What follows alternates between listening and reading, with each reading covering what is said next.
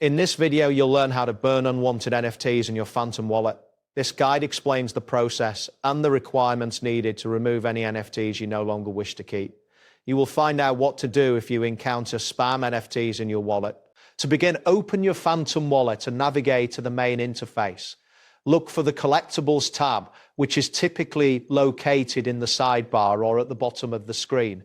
This tab is where all your NFTs will be displayed once you have any in your wallet. At this point, if your Collectibles tab shows a message stating no collectibles found, it means you currently do not have any NFTs to burn. This situation indicates that there are no unwanted NFTs in your wallet. Therefore, there is nothing you can remove at this time. If you ever find that unwanted NFTs, often referred to as spam NFTs, do appear in your collectibles, the process to burn them is straightforward.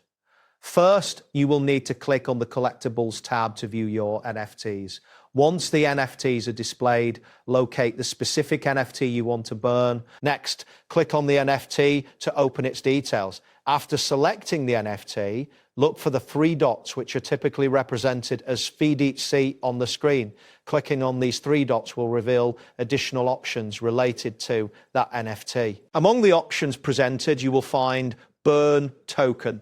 Click this option to initiate the burning process. A confirmation prompt will appear asking you to verify that you indeed want to burn the selected NFT. Confirm your choice to complete the action, and the NFT will be permanently removed from your wallet. For now, your wallet remains clean and there are no NFTs to remove. It is essential to keep an eye on your Collectibles tab periodically, as unwanted NFTs can appear in the future. Regular checking your wallet will help you manage your NFTs effectively. That wraps up today's guide. Thanks for watching and catch you in the next tutorial.